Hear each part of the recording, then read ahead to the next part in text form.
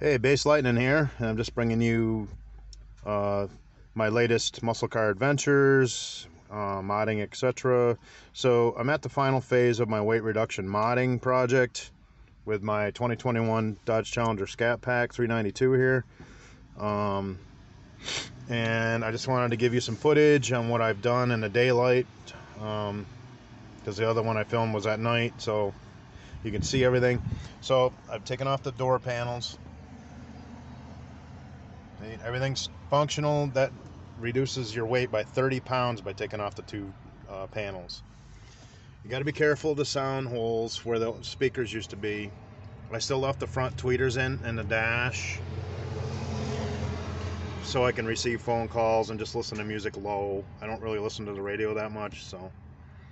But yeah, and see, I use the door bracket to zip tie the door handle cable. All you got to do is use two hands. That's the whole thing. You got to tell people, don't just yank on it.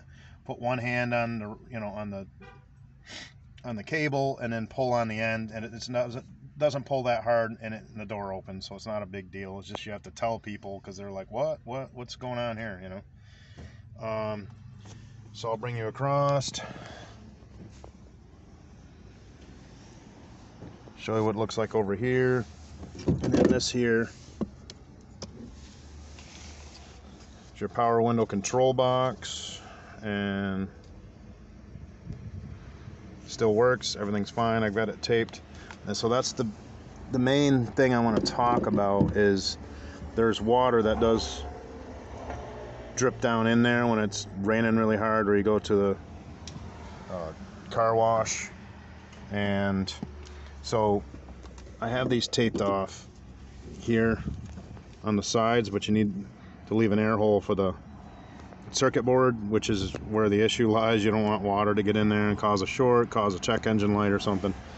So what I do is, if it's parked in the driveway, I don't have a garage, so at this stage in my life, so hopefully I'll get one someday, but just take it out, that's all. And do the same for the passenger side.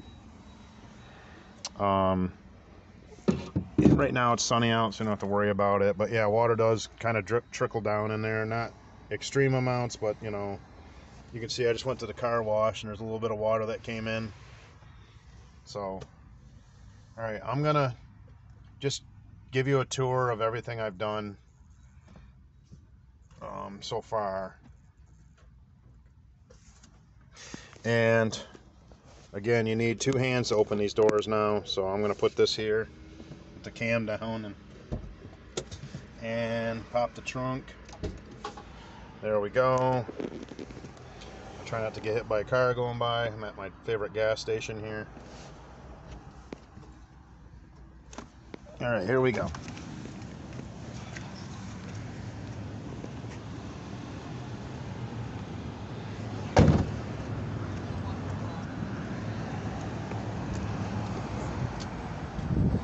Alright, so we got water coming in here too. We gotta be careful with that.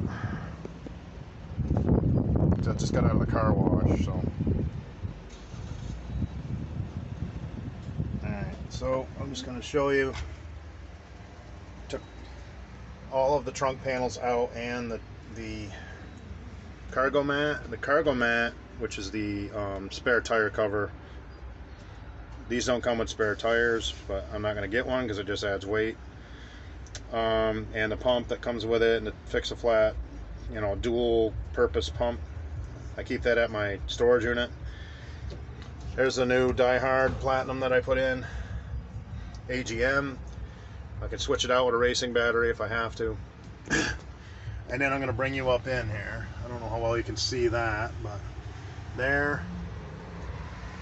And then back here towards me.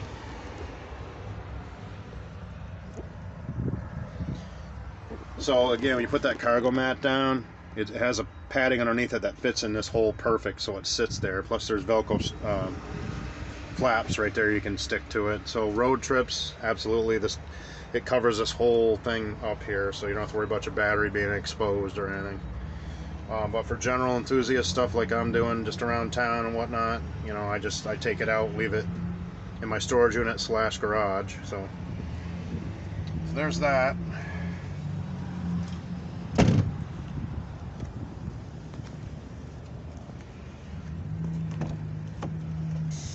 Yep, there we go. All right, so back in we go. And that's about it. I just wanted to show you that's in total. It's around 60. I think it was 66 and three quarters. You know, 0.76 or something like that. So on the old scale I use, obviously I don't know how accurate it is, but it's not off by much because there's things I've weighed on it I know the weight of, and it's pretty close. The only other thing I could do possibly is the carpets. Take the carpets out and then buy the special inserts that fit the Scat Pack, and it goes up. They're like lightweight flaps, and it comes up here and it fits in this space perfect. But you got to take the seats out. You should take the console off, but I think I could just cut it. But once you do that, then you're disabling the carpet from being used again. So you do need to take this console off. It's a project, you know. I don't know if I'll do that or not. It does lose you another 30 pounds. So because there's pads underneath these carpets that are connected to it, padding underneath here. And once you take all that out, it's like it's 30 pounds, you know. So that would get me over 100 pounds, or let me 60. Well, about right around 100 pounds of weight loss if I do that. Not over, be just under. But again, I would reweigh everything with a new scale, and just to make sure I'm accurate in what I'm telling you guys. Just to get that, you know, I try to give you guys accurate information and real world data, real world numbers, exactly what's happening with my Challenger, so that, you know, there's no smoke and mirrors. There's, you know, it's just real stuff here, you know, how I'm experiencing everything in terms of performance numbers, acceleration, traction, you know, theater, everything, you know. Just sharing it with you all from my channel, and I appreciate you all following my journey. You know, maybe someday I'll take this to the track. I don't know. It's like 3.5 hours away, so it's just not really an easy thing. You got to dedicate a couple days to just going down there. And plus I want to have drag radials on this, not street radials, which means I want another set of rims and bring my own. I would leave these seats out, do a full seat delete, and then I would put my jack and rims and drag radials in here, so it all have to fit in here. They'll fit in here if there's no seats in here. And then bring a jack, and I'm thinking like a cordless impact wrench, you know, type of deal, where it's a lot quicker than doing it by hand, where I can just zip, zip, zip, zip, zip, you know, just like they do in the garage, you know. Like a cordless type of deal, and then that way I could do my own tire change right there, torque them down, and then when I'm done, put the drag radials back in here and put the street radials back on the car. I mean, obviously I'm not going to be doing tire changes. I don't have a machine, you know. I'm going to bring a tire machine with me, you know.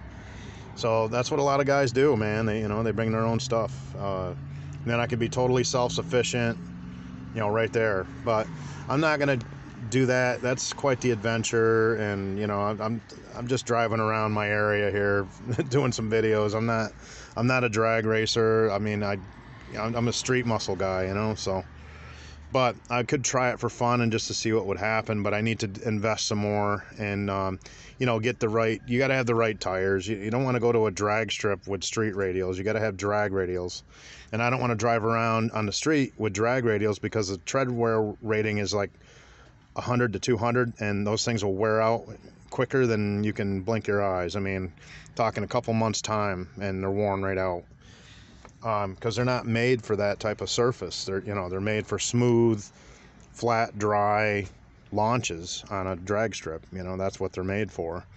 And those are the tires you want to light up and then pre-staging and, you know, go through the water box and all that you see everywhere. You know, they're using drag radials. You know, and most of those people have, if you look at their tires, they're Sticky Mickeys or Hoosiers or whatever, you know. So that's about it for this episode. Just a narrative showing you what I've done.